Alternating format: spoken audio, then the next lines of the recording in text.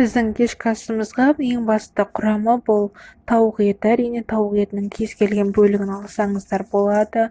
Ең бастысы осылай ұсақ бөліктерге бөліп алғаныңыз дұрыс. Үстіне тұзымызды сеуіп, бұрышымызды сеуіп, ақырындап араластырып қоямыз. Кез келген дәмдеуіштерді қолдансаңыз болады, дәмді болып шығады.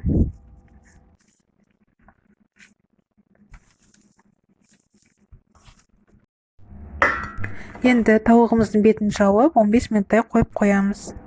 Ал оған дейін көкөністерімізді дайындап аламыз. Қызанақ, бұрыш, тәтті бұрыш қосам, және де картоп, пияз, сәбіз қосамын.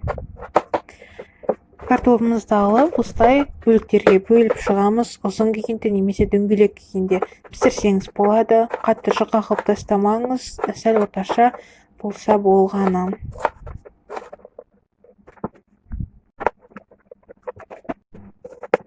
Өз басым маған сәбіз қатты ұнамайды, сондықтан көп қоспаймын. 2 ғана бөлігін қосатын боламын. Оның өзін майдақ турадым. Содан соң пиязымызды тураймыз. Оны да майдалап турап, енді дайын болған тауығымыздың үстіне барлық көкөністерімізді қосып шығамыз.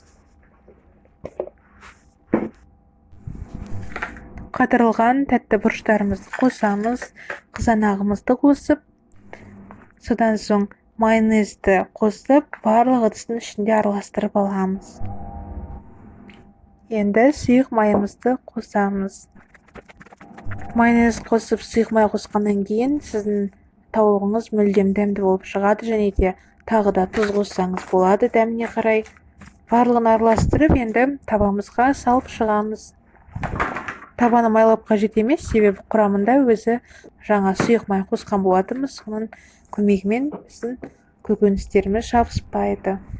Мінекей біздің сүйікті кешкі асымыз дайын, өте оңай, жеңіл дайындалынады. Қызып тұрған пеште 200 градуста 1 сағаттай піседі.